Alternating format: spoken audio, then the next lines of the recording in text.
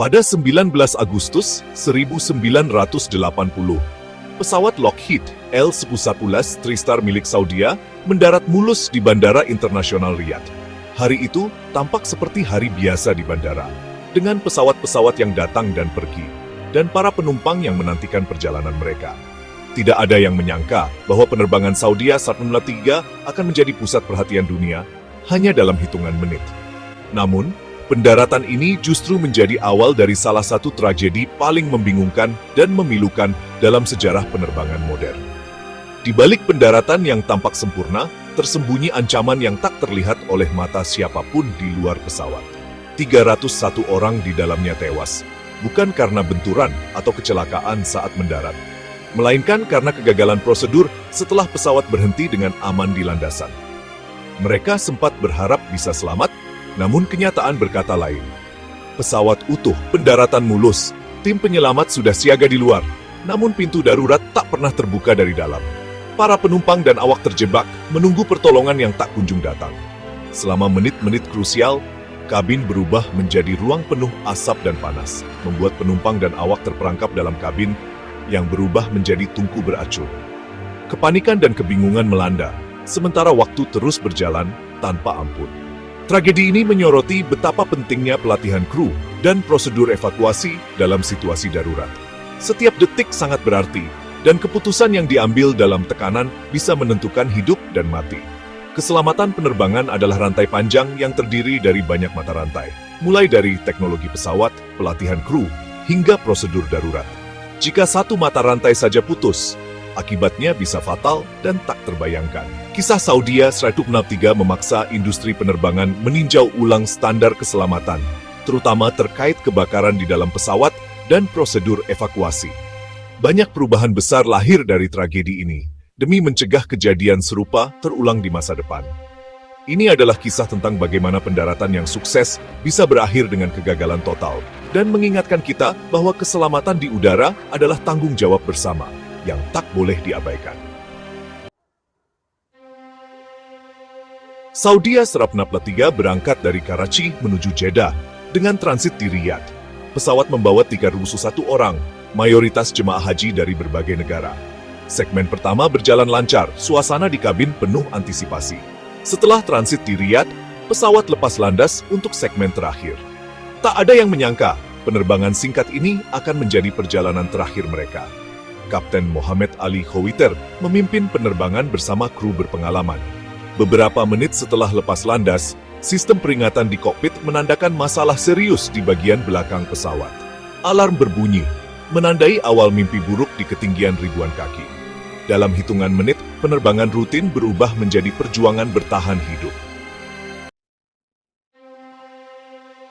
7 menit setelah lepas landas, alarm asap di kompartemen kargo belakang tiba-tiba aktif, memecah ketenangan di kokpit. Lampu peringatan menyala terang, menandakan adanya potensi bahaya besar di bagian pesawat yang tidak terlihat langsung oleh kru. Situasi ini langsung meningkatkan ketegangan, karena alarm asap di pesawat bukanlah hal yang bisa dianggap remeh. Api di pesawat adalah salah satu skenario darurat paling berbahaya yang bisa terjadi di udara. Dalam hitungan detik, asap bisa memenuhi kabin dan mengancam nyawa semua orang di dalamnya. Karena itu, tindakan cepat dan tegas sangat penting untuk mencegah bencana yang lebih besar. Namun, kru kokpit justru ragu. Mereka sempat mengira alarm tersebut mungkin saja palsu, mengingat sistem kadang bisa mengalami gangguan. Keraguan ini membuat mereka membuang waktu berharga untuk melakukan verifikasi manual, alih-alih langsung mengambil tindakan darurat. Insinyur penerbangan pun segera memeriksa kabin belakang dan area kargo. Namun, ia tidak melihat api secara langsung, hanya suasana yang tampak normal. Hal ini semakin memperkuat keraguan kru, padahal bahaya sebenarnya sedang berkembang di balik dinding kompartemen.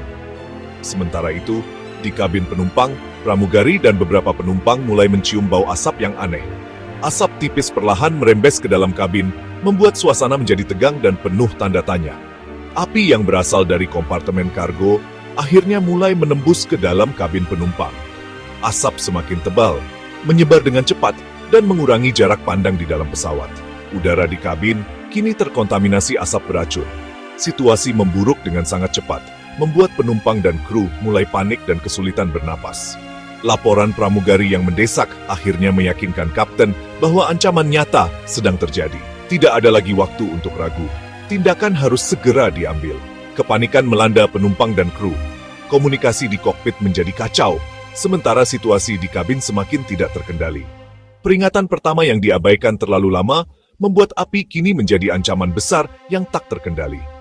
Dalam hitungan menit, keselamatan seluruh penumpang dan kru benar-benar terancam. Setelah 5 menit terbuang, kapten akhirnya memutuskan kembali ke Riyadh untuk pendaratan darurat. ATC segera menyiapkan landasan dan tim penyelamat bersiaga. Namun, selama persiapan pendaratan, api terus menyebar dan asap memenuhi kabin. Penumpang panik, berdesakan ke depan untuk menghindari asap. Di kokpit, insinyur penerbangan melaporkan mesin nomor 2 macet, tapi tuas daya tak pernah benar-benar ditarik.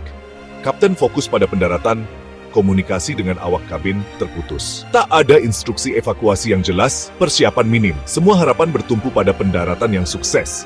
Namun, keputusan kritis untuk evakuasi tak pernah diambil.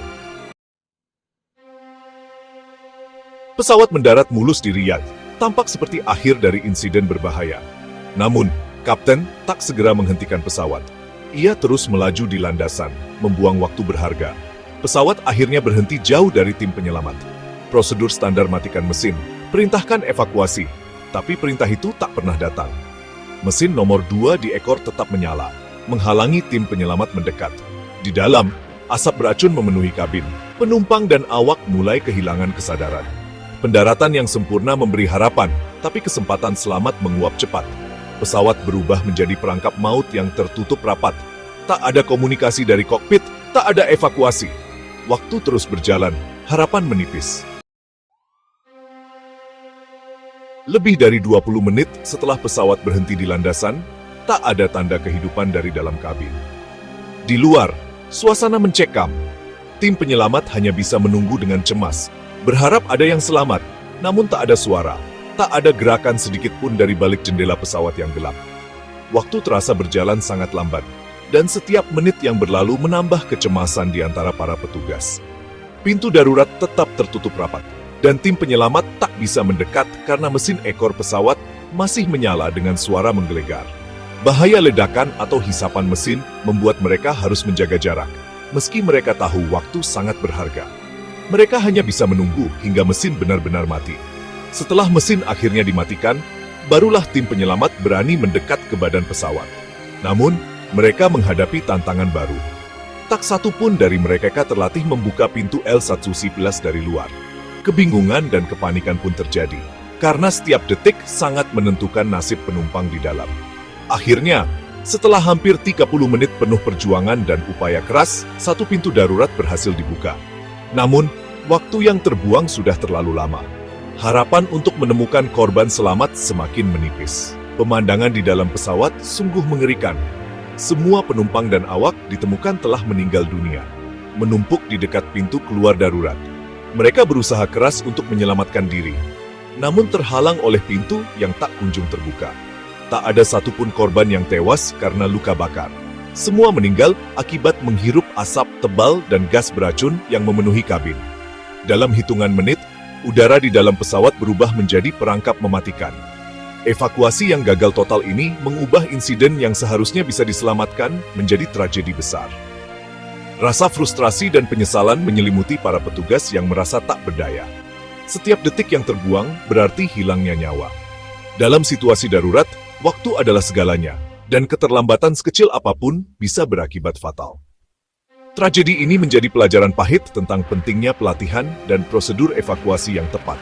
Kesiapan dan pengetahuan tim penyelamat sangat menentukan hasil akhir dalam situasi kritis seperti ini. Kegagalan sistemik dalam prosedur dan pelatihan telah merenggut Tikarusu 1 jiwa. Peristiwa ini menjadi pengingat abadi bahwa keselamatan penerbangan tak boleh diabaikan, dan setiap prosedur harus dijalankan dengan disiplin tinggi demi mencegah tragedi serupa terulang kembali.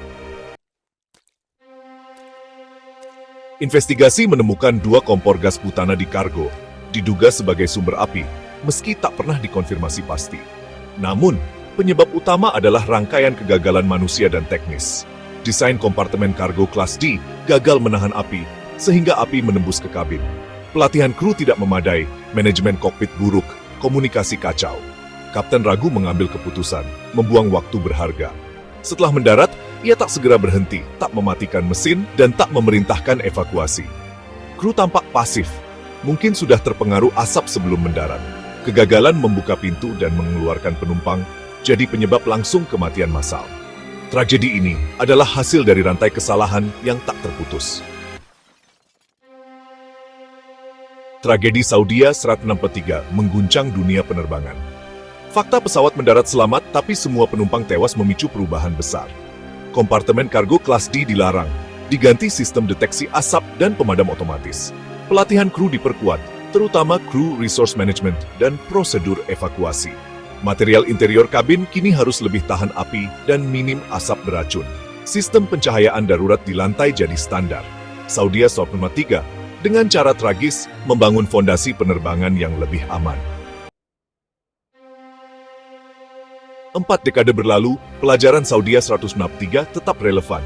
Dalam darurat, waktu adalah segalanya. Setiap detik menentukan hidup mati.